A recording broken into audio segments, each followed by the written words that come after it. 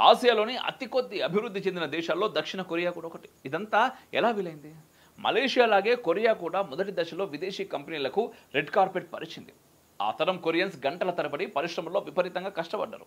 అప్పుడు ప్రపంచం దృష్టిలో వారు జస్ట్ చీప్ లేబర్ మాత్రమే. జీతాలు తక్కువగా తీసుకొని ఉద్యోగంలోనే ఎక్కువ జీవితాన్ని గడిపేస్తారు కాబట్టి. అమెరికా మొదలు జపాన్ వరకు ఎన్నో దేశాలు సౌత్ కొరియన్స్కు జాబ్స్ ఇచ్చినాయి. కానీ వాళ్ళు తర్వాతి తరం వచ్చేసరికల్లా చీప్ లేబర్గా మిగిలిపోలేదు. అక్కడే మలేషియన్ల కంటే భిన్నంగా వ్యవహరించారు. సౌత్ కొరియా ప్రభుత్వం విద్యారంగం మీద దృష్టి పెట్టింది. ప్రత్యేకంగా నిపుణులైన ఇంజనీర్లు, టెక్నీషియన్స్ను సృష్టించే ఎడ్యుకేషన్ సిస్టమ్ రూపొందించారు. కేవలం సర్టిఫికేట్లు పట్టుకొని కాలేజీలు, యూనివర్సిటీల నుంచి బయటకు వచ్చే యూత్ కాకుండా నిజమైన టాలెంటెడ్ వర్క్ ఫోర్స్ క్రియేట్ చేయగలిగింది. మలేషియా ఈ విషయంలో వెనుకబడ్డది. ఆ దేశంలో స్కూళ్ళు, కాలేజీలు, యూనివర్సిటీలు జస్ట్ మళ్ళీ లేబర్ని అందించినాయి. ఇంజనీర్లు చేతికి అంది రాలేదు. సౌత్ కొరియన్ రెవల్యూషన్లో మొదటి తరం, రెండో తరం మాత్రమే కాదు, థర్డ్ జనరేషన్ కూడా ఉన్నారు.